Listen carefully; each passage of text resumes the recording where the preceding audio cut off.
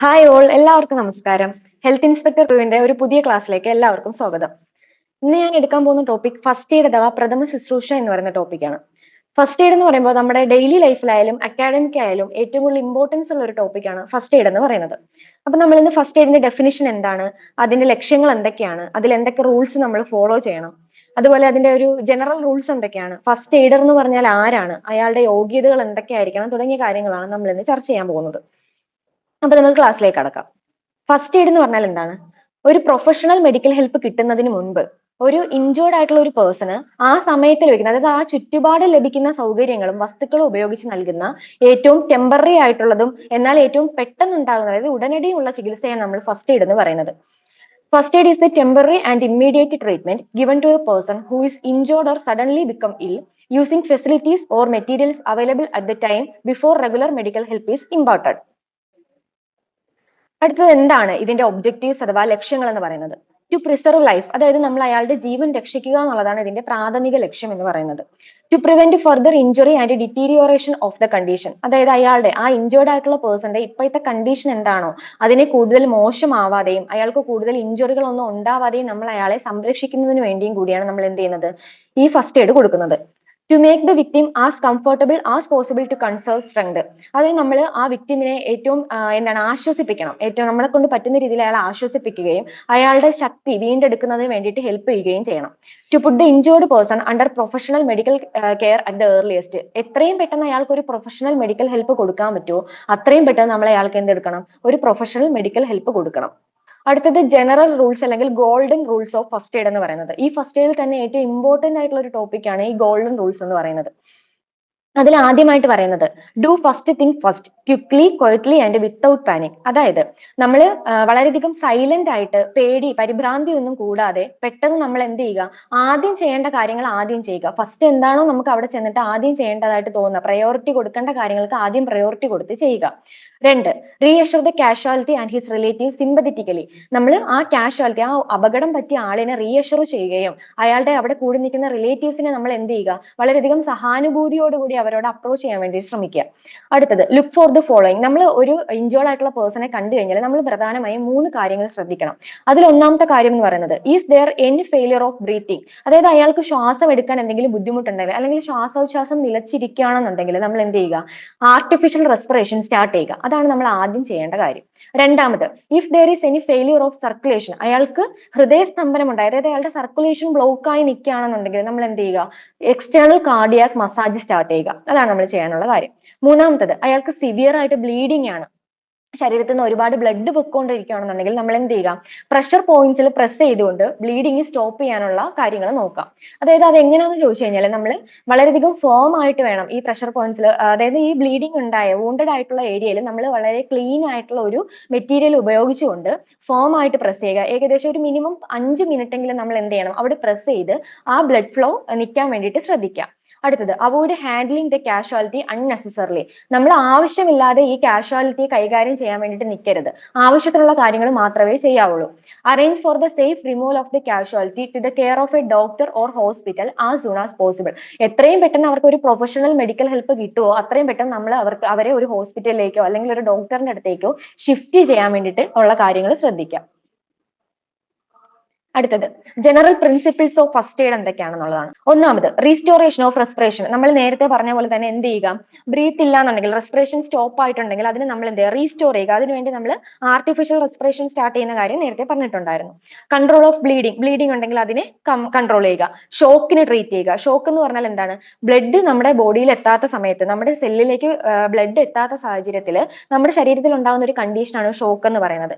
Nutrients ഒന്നും നമ്മുടെ സെൽസിന് കിട്ടാത്ത അവസ്ഥയിൽ നമ്മുടെ ശരീരത്തിൽ ഉണ്ടാകുന്ന ഒരു കണ്ടീഷനാണ് ഷോക്ക് എന്ന് പറയുന്നത്. അപ്പം ഈ ഇഞ്ചേർഡ് ആയിട്ടുള്ള ആൾക്ക് ഷോക്ക് വന്നിട്ടുണ്ടെങ്കിൽ അതിന് വേണ്ടിയിട്ടുള്ള ട്രീറ്റ്മെന്റ് കൊടുക്കുക. അടുത്തത് അൺകോൺഷ്യസ് ആണ്, ഈ ഇഞ്ചേർഡ് ആയിട്ടുള്ള ആൾ അൺകോൺഷ്യസ് ആണെങ്കിൽ നമ്മൾ എന്തൊക്കെ കാര്യങ്ങൾ ശ്രദ്ധിക്കണം, അയാൾക്ക് എന്തെങ്കിലും തരത്തിലുള്ള ഫ്രാക്ചറുകൾ വന്നിട്ടുണ്ടോ, അതുപോലെ അതായത് അസ്ഥികൾക്ക് എന്തെങ്കിലും തരത്തിലുള്ള ഒടിവുകൾ സംഭവിച്ചിട്ടുണ്ടോ, പൊള്ളൽ എന്തെങ്കിലും ഏറ്റിട്ടുണ്ടോ, അയാൾക്ക് ഒന്നിലധികം ഇഞ്ചുറീസ് ഉണ്ടായിട്ടുണ്ടോ എന്നുള്ള കാര്യങ്ങളൊക്കെ നമ്മൾ ശ്രദ്ധിക്കണം. പിന്നെ എന്ത് ചെയ്യുക, അയാളെ സേഫസ്റ്റ് ആയിട്ടുള്ള വേയിൽ നമ്മൾ എത്തേണ്ട സ്ഥലത്ത് എത്തിക്കുക, ട്രാൻസ്പോർട്ട് ചെയ്യുക എന്നുള്ളതാണ്. ഇത്രയും കാര്യങ്ങളാണ് എന്തെന്ന് പറയുന്നത്, ജനറൽ പ്രിൻസിപ്പിൾസ് എന്ന് പറയുന്നത്. അടുത്തത് ആരാണ് ഒരു ഫസ്റ്റ് എയ്ഡർ, ആർക്കൊക്കെ ഫസ്റ്റ് എയ്ഡർ ആവാൻ പറ്റും എന്നുള്ളതിന്റെ ഡെഫിനിഷൻ ആണ് നമ്മൾ ഇനി പറയുന്നത്. അതായത് ഫസ്റ്റ് എയ്ഡ് നൽകാൻ ഒരു നിശ്ചിത നിലവാരത്തിൽ പഠിക്കുകയും, അതായത് ഈ ഫസ്റ്റ് എയ്ഡർ എന്ന് പറയുന്നത് ഒരു കോമൺ ആയിട്ടുള്ള ഒരാളായിരിക്കും, ഒരു കോമൺ പേഴ്സൺ ആയിരിക്കും. പക്ഷെ അയാൾ എങ്ങനെയായിരിക്കും ഫസ്റ്റ് എയ്ഡ് നൽകാൻ വേണ്ടിയിട്ട് സ്റ്റാൻഡേർഡ് മെത്തേഡ്സ് പഠിച്ചിട്ടുള്ള ഒരാളായിരിക്കണം. അതുപോലെ തന്നെ പഠിച്ചാൽ മാത്രം പോലെ അയാളുടെ കഴിവിനനുസരിച്ച് അത് പ്രയോഗിക്കുകയും ചെയ്യണം. അങ്ങനെയുള്ള ഒരു കോമൺ പേഴ്സണെയാണ് നമ്മൾ എന്തെന്ന് പറയുന്നത്, ഫസ്റ്റ് എയ്ഡർ എന്ന് പറയുന്നത്. അതായത് A first aider is just A common person who may have learned a standard method at application of first aid best suited to his skill. അതിനെയാണ് നമ്മൾ ഫസ്റ്റ് എയ്ഡർ എന്ന് പറയുന്നത്. അതുപോലെ തന്നെ അയാൾക്ക് എന്തൊക്കെ ട്രെയിനിങ് ഉണ്ടായിരിക്കണം? He is trained to reach patients, identify the problem and provide emergency care and when necessary move patient without causing further injury. അതായത് അവിടെ അപകടം പറ്റി കിടക്കുന്ന ആളിന് ഇനി നമ്മൾ വേറൊരു സ്ഥലത്തേക്ക് നമ്മൾ അയാളെ ട്രാൻസ്പോർട്ട് ചെയ്യണം എന്നുണ്ടെങ്കിൽ അത് എന്ത് ചെയ്യുക, വളരെയധികം, അതായത് ആവശ്യമുണ്ടെങ്കിൽ മാത്രമേ അയാളെ മൂവ് ചെയ്യിക്കാൻ പാടുള്ളൂ. അവിടെ എന്താണ് നടക്കുന്നത്, അയാളുടെ പ്രശ്നം എന്താണെന്ന് ഐഡന്റിഫൈ ചെയ്യുന്ന ഒരാളായിരിക്കണം. എമർജൻസി ആയിട്ട് കൊടുക്കേണ്ട കാര്യങ്ങൾ, അടിയന്തര സഹായം കൊടുക്കാൻ കഴിവുള്ള ഒരാളായിരിക്കണം എന്തെന്ന് പറയുന്നത് ഫസ്റ്റ് എയ്ഡർ എന്ന് പറയുന്നത്. അടുത്തത് ഒരു ഫസ്റ്റ് എയ്ഡറിന്റെ ക്വാളിഫിക്കേഷൻ, അഥവാ അയാൾക്ക് എന്തൊക്കെ യോഗ്യതകൾ ഉണ്ടായിരിക്കണം എന്നുള്ളതാണ് അടുത്തായിട്ട് നമ്മൾ പറയുന്നത്. ആദ്യത്തേത് should be A good observer, അതായത് അയാൾ ഒരു നല്ല നിരീക്ഷകനായിരിക്കണം. ഒരു സാഹചര്യം കണ്ടു കഴിഞ്ഞാൽ അവിടെ എങ്ങനെയാണ് അത് സംഭവിച്ചിട്ടുണ്ടായിരിക്കുക, അല്ലെങ്കിൽ ആ ഇഞ്ചേർഡ് ആയിട്ടുള്ള പേഴ്സൺ എന്തൊക്കെ കാര്യങ്ങളാണ് വേണ്ടതെന്നൊക്കെ ഒരു എന്താണ് ഒറ്റ നോട്ടത്തിൽ തന്നെ മനസ്സിലാക്കാൻ പറ്റുന്ന ഒരാളായിരിക്കണം. Should be able to act quickly, എത്രയും പെട്ടെന്ന് എന്ത് ചെയ്യണം, അവിടെ പ്രവർത്തിക്കാനുള്ള ഒരു കഴിവ് അയാൾക്ക് ഉണ്ടായിരിക്കണം. Should have the ability to lead and control the crowd and take help from the onlookers, അതായത് അവിടെ കൂടിയിരിക്കുന്ന ജനങ്ങളെ നിയന്ത്രിക്കാനുള്ള ഒരു കഴിവ് ഉണ്ടായിരിക്കണം. അതുകൂടാതെ തന്നെ ആ കൂടിയിരിക്കുന്ന ആൾക്കാരിൽ നിന്നും ഹെൽപ്പ് വേണമെങ്കിൽ, ആവശ്യമെങ്കിൽ ഹെൽപ്പ് ചോദിക്കാനും അത് സീക്ക് ചെയ്യാനുള്ള ഒരു കഴിവ് ഈ ഫസ്റ്റ് എയ്ഡറിന് ഉണ്ടായിരിക്കണം. Should not get panicky or excited, അതായത് എന്താണ്, അയാൾ ഈ ഫസ്റ്റ് എയ്ഡർ എന്ന് പറയുന്ന ആള് ആവശ്യമില്ലാതെ എക്സൈറ്റഡ് ആവാനോ പാനിക് ആവാനോ ഒന്നും പാടില്ല. Should have self confidence and ability to judge injuries to tracked first, injuries കണ്ടു കഴിഞ്ഞാൽ അതിനെ ജഡ്ജ് ചെയ്യാനുള്ള ഒരു കഴിവ്, ആ ഒരു സെൽഫ് കോൺഫിഡൻസ് ഉണ്ടായിരിക്കണം. പിന്നെ എന്താണ്, should be able to reassure the apprehensive victim and his or her anxious or nervous relatives by demonstrating competence, expressing sympathy and providing good counseling. അതായത് ആ ഇഞ്ചുറി പറ്റിയ ആളിന്റെ ബന്ധുക്കൾ എന്ന് പറയുന്നത് വളരെയധികം മോശപ്പെട്ട ഒരു അവസ്ഥയിലായിരിക്കും അവിടെ ഉണ്ടായിരിക്കുന്നത്. അവർക്ക് വേണ്ടിയിട്ടുള്ള സഹാനുഭൂതിയോടുകൂടി അവരെ അപ്രോച്ച് ചെയ്യുകയും അവരെ നമ്മൾ സമാധാനിപ്പിക്കുകയും ചെയ്യണം. അതിനുള്ള ഒരു കഴിവൊക്കെ ഫസ്റ്റ് എയ്ഡറിന് ഉണ്ടായിരിക്കണം. അടുത്തത് ഫസ്റ്റ് എയ്ഡറിന്റെ റെസ്പോൺസിബിലിറ്റീസ് അഥവാ ഉത്തരവാദിത്തങ്ങൾ എന്തൊക്കെയാണെന്നാണ് പറയുന്നത്. Gain access to the victim in the easiest and safest way, അതായത് നമ്മൾ ഈ അപകടം പറ്റിയ ആളിനടുത്തേക്ക് ഏറ്റവും എളുപ്പത്തിലും സുരക്ഷിതമായിട്ടുള്ള ഒരു രീതിയിലും നമ്മൾ അവിടേക്ക് എത്തിപ്പെടാൻ വേണ്ടിയിട്ട് ശ്രമിക്കുക. Observe the accident scene and assess the situation, അതായത് നമ്മൾ എന്ത് ചെയ്യുക, ഈ ആക്സിഡന്റ് സീൻ ഒബ്സർവ് ചെയ്ത് അവിടുത്തെ സാഹചര്യം എന്താണെന്നുള്ളത് നമ്മൾ വിലയിരുത്തണം. If necessary, direct other to direct traffic, keep bystanders at the safe distance and make essential telephone calls. Turn off all engines that may be still running. അതായത് ഒരു ഗതാഗത നിയന്ത്രണം അവിടെ ആവശ്യമുണ്ട്, ഒരു ട്രാഫിക് കൺട്രോൾ അവിടെ ആവശ്യമുണ്ടെങ്കിൽ അതിന് വേണ്ടിയിട്ടുള്ള ആൾക്കാരെ ഏർപ്പാടാക്കണം. അതുപോലെ തന്നെ അവിടെ ഏതെങ്കിലും എഞ്ചിൻ ഓൺ ആയി കിടക്കുന്നുണ്ടെങ്കിൽ അതിനെ ഓഫ് ചെയ്യുക, ആവശ്യമുള്ള ടെലിഫോൺ കോൾസ് ചെയ്യുക. ഇതൊക്കെയാണ് എന്തെന്ന് പറയുന്നത് ഒരു ഫസ്റ്റ് എയ്ഡറിന്റെ റെസ്പോൺസിബിലിറ്റിയിൽ വരുന്നത്. പിന്നെ to find out whether casualties unconscious, conscious, alive or dead, അതൊരു ഇമ്പോർട്ടന്റ് ആയിട്ടുള്ള കാര്യമാണ്. അതായത് ഒരു സ്ഥലത്ത് നമ്മൾ എത്തുമ്പോൾ ആ ഇഞ്ചേർഡ് ആയിട്ടുള്ള പേഴ്സന്റെ കണ്ടീഷൻ എന്താണെന്നുള്ളത് നമ്മൾ അറിഞ്ഞിരിക്കണം. അയാൾ അബോധാവസ്ഥയിലാണോ, അതോ അയാൾ കോൺഷ്യസ് ആണോ, അല്ലെങ്കിൽ അയാൾ എലൈവ് ആണോ, അല്ലെങ്കിൽ അയാൾ ഡെഡ് ആയോ എന്നൊക്കെ ഉള്ളത് നമ്മൾ അറിഞ്ഞിരിക്കണം. Identify the disease or condition from which casualty is suffering, അതായത് അപകടം പറ്റിയ വ്യക്തിക്ക് ഒരു അസുഖം മൂലമാണ് അയാൾക്ക് ബുദ്ധിമുട്ടുള്ളത്, അതായത് അയാളുടെ കണ്ടീഷൻ ഇപ്പൊ എന്താണ്, ഏത് അവസ്ഥ കൊണ്ടാണ് അയാൾ ബുദ്ധിമുട്ടുന്നത് എന്നുള്ളത് അറിഞ്ഞിരിക്കണം, മനസ്സിലാക്കണം. അടുത്തത് give immediate, appropriate and adequate treatment considering priority of first aid measures such as first priority will be of restoration of breathing and circulation while second will be stopping bleeding.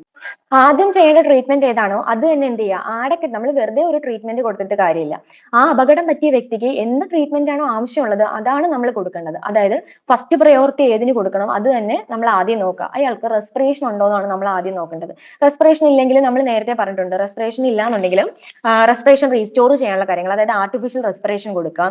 അതുപോലെ സർക്കുലേഷൻ ഇല്ലാന്നുണ്ടെങ്കിൽ അയാൾക്ക് നമ്മൾ external cardiac massage കൊടുക്കുക. പിന്നെ അയാളുടെ ശരീരത്തിൽ നിന്ന് എവിടെന്നെങ്കിലും അമിതമായിട്ട് രക്തസ്രാവം അഥവാ ബ്ലീഡിംഗ് ഉണ്ടാവുകയാണെന്നുണ്ടെങ്കിൽ നമ്മൾ നേരത്തെ പറഞ്ഞ പോലെ പ്രഷർ പോയിന്റ്സിൽ പ്രസ് ചെയ്തുകൊണ്ട് ആ ബ്ലീഡിംഗ് സ്റ്റോപ്പ് ചെയ്യാനുള്ള കാര്യങ്ങൾ നോക്കാം. ആദ്യം നമ്മൾ റെസ്പിറേഷനും അതുപോലെ സർക്കുലേഷനും റീസ്റ്റോർ ചെയ്യുക, പിന്നെയാണ് നമ്മൾ ബ്ലീഡിങ്ങിന് വേണ്ടിയിട്ടുള്ള ബ്ലീഡിംഗ് നിർത്താൻ വേണ്ടിയിട്ടുള്ള കാര്യങ്ങൾ ചെയ്യേണ്ടത്.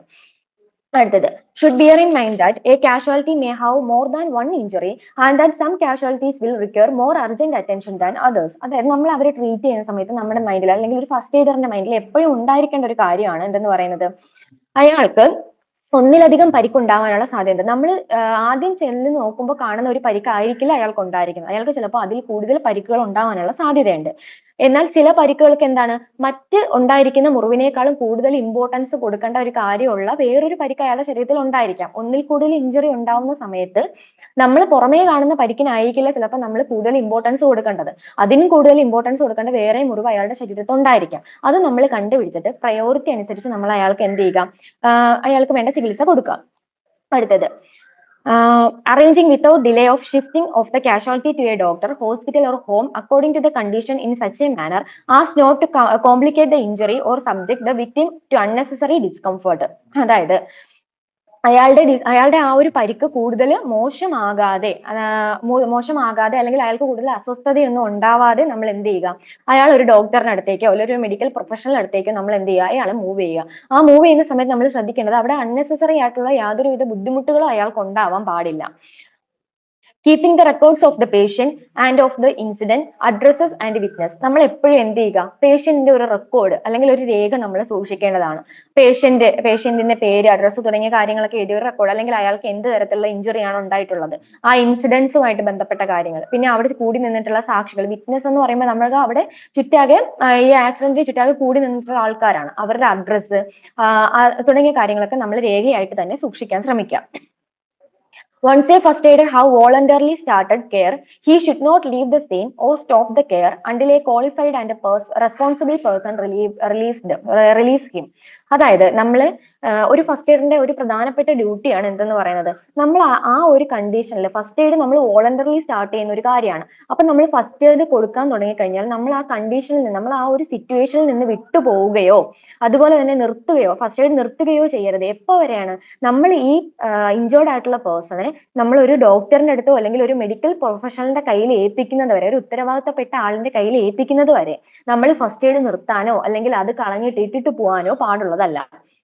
ഇനി എപ്പോഴാണ് നമ്മുടെ റെസ്പോൺസിബിലിറ്റി എൻഡ് ചെയ്യുന്നത്, ഒരു ഫസ്റ്റ് എയ്ഡിന്റെ റെസ്പോൺസിബിലിറ്റി എവിടെ വരെയാണ് തുടരേണ്ടത്, എവിടെ വെച്ചാണ് നമ്മൾ സ്റ്റോപ്പ് ചെയ്യേണ്ടതെന്ന് ചോദിച്ചു കഴിഞ്ഞാൽ, the responsibility of the first aider ends when the casualty is handed over to the care of doctor, a nurse or other appropriate person. അതായത് നമ്മൾ ഉത്തരവാദിത്തപ്പെട്ട ഒരു ഡോക്ടറിന്റെ കയ്യിലോ നഴ്സിന്റെ കയ്യിലോ അല്ലെങ്കിൽ അതുമായി ബന്ധപ്പെട്ട് നിൽക്കുന്ന ഒരു മെഡിക്കൽ പ്രൊഫഷണലിന്റെ കയ്യിലോ ഏൽപ്പിക്കുന്നത് വരെ നമ്മുടെ റെസ്പോൺസിബിലിറ്റി എൻഡ് ചെയ്യുന്നില്ല.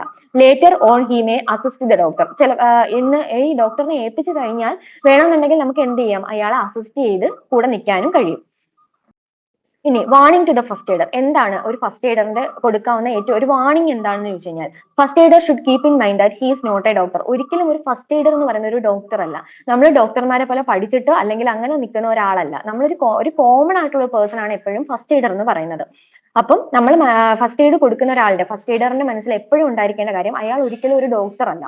He should not examine wounds by opening which have already been bandaged by someone else. അതായത് ആരെങ്കിലും ഇതിനു മുന്നേ ഇയാളെ ശുശ്രൂഷിച്ച ആരെങ്കിലും ബാൻഡേജ് ചെയ്തിരിക്കുന്ന അല്ലെങ്കിൽ കെട്ടിവെച്ചിരിക്കുന്ന ഒരു മുറിവ് ഒരിക്കലും അത് ഓപ്പൺ ചെയ്ത് നോക്കാൻ പാടില്ല. He should not declare any person as dead. This is not in his scope. അതായത് നമ്മൾ ഏറ്റവും കൂടുതൽ ശ്രദ്ധിക്കേണ്ട, ഇമ്പോർട്ടൻസ് കൊടുക്കേണ്ട ഒരു കാര്യമാണ്, നമ്മൾ ഒരിക്കലും ഒരാളെ ഡെഡ് ആയി അല്ലെങ്കിൽ അയാൾ മരണപ്പെട്ടു എന്നുള്ളത് നമ്മൾക്ക് ഡിക്ലെയർ, അല്ലെങ്കിൽ ഒരു ഫസ്റ്റ് എയ്ഡറിന് ഡിക്ലെയർ ചെയ്യാനുള്ള യോഗ്യതയില്ല. കാരണം അയാൾ ഒരു ഡോക്ടറോ ഒരു മെഡിക്കൽ പ്രൊഫഷണലോ അല്ല. അത് ഡിക്ലെയർ ചെയ്യേണ്ടത് ഇതുമായിട്ട് ബന്ധപ്പെട്ട് നിൽക്കുന്ന ഒരു ഡോക്ടർ അല്ലെങ്കിൽ മെഡിക്കൽ പ്രൊഫഷണൽ ആയിട്ടുള്ള ആളാണ് അയാൾ ഡെഡ് ആയോ എന്നുള്ളത് കൺഫേം ചെയ്യേണ്ടത്. അപ്പം should not declare any person as dead ആണ് എന്നുള്ളത് ഡിക്ലെയർ ചെയ്യാൻ വേണ്ടിയിട്ട് പാടില്ല. ഇനി നമ്മൾ പറയാൻ പോകുന്നത് എന്താണ് ഫസ്റ്റ് എയ്ഡ് കിറ്റ് എന്നുള്ളതാണ്. ഫസ്റ്റ് എയ്ഡ് കിറ്റിൽ എന്തൊക്കെ കാര്യങ്ങൾ ഉൾപ്പെടുത്തിയിരിക്കണം എന്നുള്ളതാണ്. ആദ്യമായിട്ട് വേണ്ടത് triangular bandage, roller type bandage, antiseptic wipes ഉണ്ടായിരിക്കണം, ട്വീസേഴ്സ് ആൻഡ് സിസേഴ്സ് ഉണ്ടായിരിക്കണം, ബേൺ ക്രീം ഓർ ജെൽ ഉണ്ടായിരിക്കണം, അഡസീവ് ടേപ്സ് ഉണ്ടായിരിക്കണം, ഡ്രസ്സിംഗ് ഗോസ് അല്ലെങ്കിൽ പാഡ് ഉണ്ടായിരിക്കണം, സ്റ്റിക്ക് ഫോർ ടൂർണിക്കേറ്റ് ഉണ്ടായിരിക്കണം, അപ്പർ എക്സ്ട്രിമിറ്റി സ്പ്ലിംഗ് സെറ്റ് ഉണ്ടായിരിക്കണം, ലോവർ എക്സ്ട്രിമിറ്റി സ്പ്ലിംഗ് സെറ്റ് ഉണ്ടായിരിക്കണം. ഇത്രയും കാര്യങ്ങളാണ് ഒരു ഫസ്റ്റ് എയ്ഡ് കിറ്റിനകത്ത് വേണ്ടത്. അപ്പൊ ഇന്നത്തെ ക്ലാസ് കൊണ്ട് എല്ലാവർക്കും ഉപകാരം ഉണ്ടായി എന്ന് വിശ്വസിക്കുന്നു. ഇനി അടുത്ത ക്ലാസ്സിൽ മീറ്റ് ചെയ്യാം.